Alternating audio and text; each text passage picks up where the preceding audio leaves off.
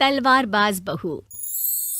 बचपन का शौक समझ निक्की के घर वाले उसका एडमिशन फेंसिंग कोचिंग में करा तो देते हैं, पर कुछ सालों बाद वही शौक जब उसका जुनून और सपना बन जाता है तो सब उसके खिलाफ हो जाते हैं। और लड़की के हाथ में तलवार दो ना, अब मैडम तलवारबाज बनना चाहती है।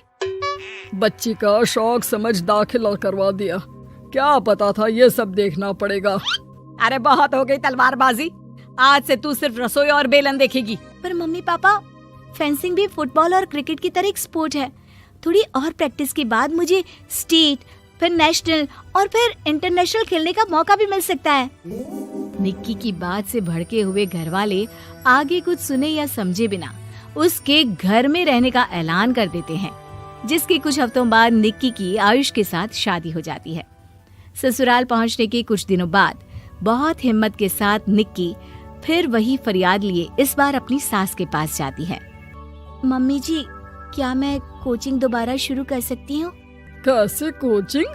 तेरे मम्मी पापा ने तो हमें किसी कोचिंग या पढ़ाई के बारे में नहीं बताया। वो पढ़ाई नहीं, फेंसिंग की कोचिंग है। और देख, अपने अंग्रेजी के बड़े बड़े शब्द ना मुझसे ना बोला कर, सीधे सीधे बता कि ये फेंसिंग है क्या।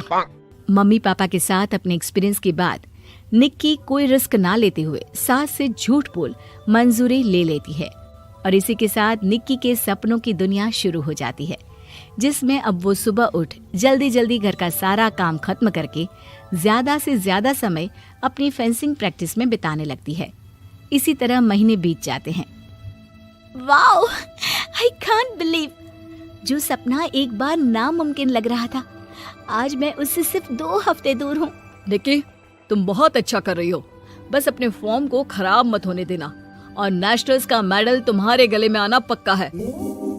इस बात को सुनकर निक्की नेशनल गेम की खुशी में झूमती हुई जैसे ही उस शाम घर पहुंचती है तो आयुष को पैर में प्लास्टर के साथ सोफे पर बैठा देख परेशान हो जाती है। ये क्या, कैसे हुआ? किसी ने मुझे फोन क्यों नहीं किया? ऑफिस से आते हुए रास्ते में किसी ने टक्कर मार दी, इसलिए बहू कल से इसके ठीक होने तक तो कोचिंग से छुट्टी ले ले, डॉक्टर ने पूरा बेड रेस्ट बोला है। पति की हालत और सास की बात से हैरान परेशान निक्की आगे कुछ बोले बिना अपने कमरे में चली जाती है। अब मैं क्या करूंगी? दोनों तरफ मेरी जिम्मेदारी है, अगर एक भी पूरी नहीं की तो लाइफ में दोबारा सुकून की सांस नहीं ले पाऊंगी। सच बता दूं क्या? नहीं, अगर इन्होंने भी घर में कैद कर लिया तो बचा कुचा मौका भी खो दूंगी। भगवान, आपने मुझे कहाँ फंसा दिया। मन ही मन ये सब सोचते हुए निक्की घर के काम और पति की सेवा में लग जाती है। इसी तरह 1 हफ्ता बीत जाता है। बहुत सोचने के बाद भी जब कोई दूसरा रास्ता नहीं दिखता तो निक्की सबको फेंसिंग की सच्चाई बताने का फैसला करती है और सास और पति के पास आती है। मम्मी, आयुष, मुझे आप दोनों से एक बात करनी है। तुम्हें भी मम्मी की तरह गैस हो गई है क्या? तू भी बूढ़ी औरत की मजाक उड़ा ले। एक दिन जब तेरे बच्चे तेरा मजाक उड़ाएंगे ना तो मैं भी उनके साथ बैठकर हंसूंगी। घर का ये हंसता खेलता माहौल देखकर निक्की आगे कुछ बोल ही नहीं पाती। तभी गोलियां चलने की आवाज सुनकर सब डर जाते हैं और कुछ आतंकवादी घर में घुसकर सबको बाहर निकाल देते हैं, जहां उनके एरिया के बाकी सब लोग भी इकट्ठा होते हैं। कोई किसी भी तरह के होशियारी नहीं करेगा, हमें बस कुछ समय के लिए चुप रहने की जगह चाहिए, इसलिए अगर तमीज में रहोगे तो जिंदा बच जाओगे, और अगर मरने का ज्यादा मन हो तो अपना सीआईडी वाला दिमाग चला सकते हो। डर की वजह से कोई इसके आगे कुछ नहीं बोलता। कुछ घंटे इसी तरह आतंकवादियों की कैद में बैठे रहने के बाद निक्की की सास गुस्से में चिल्लाने लगती है। अरे तुम कल मुहों को आम लोगों को परेशान करने के अलावा और कुछ नहीं आता क्या? मैं कहती हूँ, अरे एक एक को मेरी बद्दुआ लगेगी, कोई जिंदा नहीं बचेगा। ये अब क्या कर रही हो मम्मी? सॉरी, वो परेशान हो गई इसलिए कुछ भी बोल दिया। प्लीज इन्हें छोड़ दीजिए, अब कुछ नहीं बोलेंगी। अरे तू डरपोक की तरह इनसे माफी मांग रहा है, कुछ तो अपने पापा के गुण ले लेता। अगर आज वो यहाँ होते तो इतनी देर में सबका गला काट चुके होते।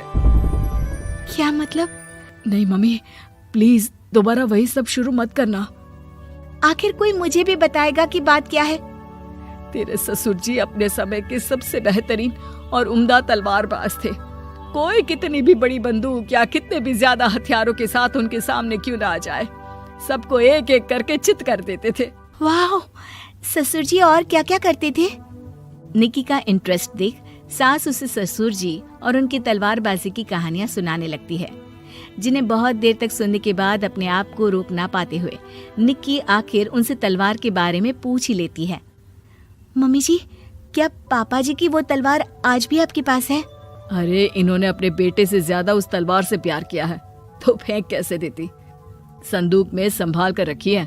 आयुष की बात सुन निक्की की आंखें चमक उठती हैं और वो सब कुछ भूल तलवार निकालने की बात कर बैठती है, जिसे सुन बाकी दोनों की आंखें फट जाती हैं।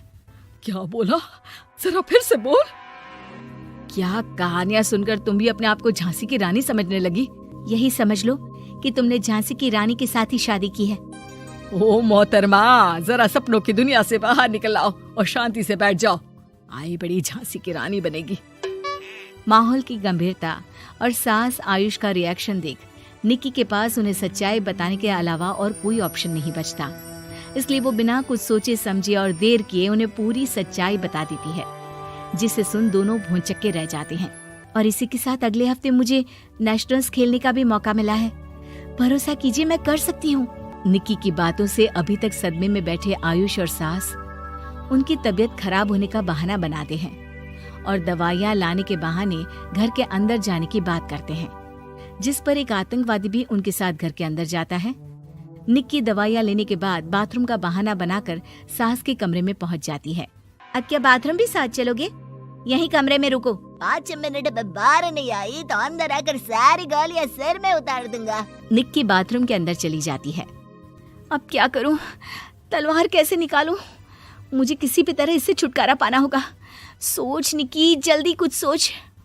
कुछ देर परेशान बाथरूम में इधर से उधर घूमने के बाद निक्की की नजर फर्स्ट एड बॉक्स पर पड़ती है और वो तुरंत उसमें से कैंची निकालकर उसे छुपाते हुए चुपचाप बाहर निकल आती है। हो गया तुम्हारा सारा नाटक खत्म, अब चुपचाप ये दवाइयाँ उठाकर बाहर चलो। ऐसा बोलकर जैसे ही आतंकवादी मुड़ता है, निक्की तुरंत उसकी गर्दन पर कैंची से वार कर देती है और उसकी बंदूक हाथ में लिए संदूक से तलवार निकालने लगती है, जिसके कुछ देर बाद वो घर के पीछे वाली खिड़की से बाहर निकलकर छुपकर एक एक करके सब आतंकवादियों पर वार करके उन्हें घायल कर देती है। अब सारे पब्लिक की कैद में आ जाते हैं।